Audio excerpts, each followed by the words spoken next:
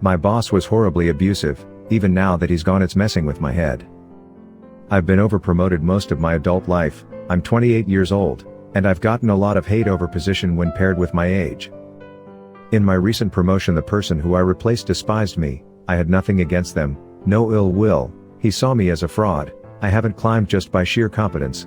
I've played politics for sure, and just by being loud and leaning into the hole the squeaky wheel gets the grease. I've climbed past more deserving people than me. He saw this, and bullied me relentlessly because of it. Over time, a mix of fear and guilt made me stop defending myself. He talked to me horrifically, got in my face, and used multiple forms of intimidation. Despite all this, I was extremely well respected by my peers and the vast majority of my company. When he got brain cancer, I was extremely surprised to be next in line for his title. I had spent the last couple years hovering at a senior director title. I was ecstatic I was being considered for C-suite. He progressively got worse, and while in hospice he invited some of the higher-ups to his home, and it would have felt weird to say no. 5 people were in a room with him, and he asked to talk to people one-on-one. He was not all there, and when he finally got to me, I thought he'd say something coy or rude. He definitely leveled up. He said he had been praying since he got sick that I got cancer instead of him, or at the very least I got it as well.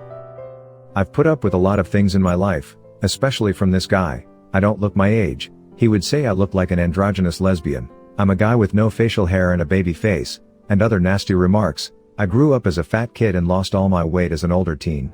The second I joined up with corporate, I started struggling with eating disorders and have stayed at a healthy weight through starving myself for days and then binging. At one of our national events, he made a joke on stage that my speech will be short because I just ate and I have to find a bathroom shortly so I don't digest anything. I never let it get to me. This definitely did. I don't claim to be a great person, but I've never chased ambition for materialistic things. First I wanted to retire my parents, then I wanted to buy and pay off a house. Then I stayed in because it's an addiction and it gives me a sense of purpose to help build other leaders in a healthy, kind way. I can't believe there are people horrible enough out there to wish such things on other people. What bothers me the most is I'm not an easy person to bully. I do not let 99.9% of people get away with it. He has power over me and position. I value my individualism to an extreme extent. The fact that I let him get away with his bullings the entire time he was around upsets me. I considered resigning about a month ago and going somewhere else despite the company and culture being in a much better place without a bully at the spearhead. I recognize there's no point in that, and that's what he wanted. But something just feels bad about being in this company still. I refuse to use his old office.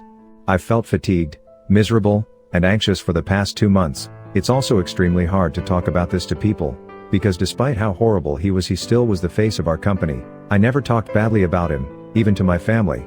I really don't understand why this is eating at me. I should be relieved.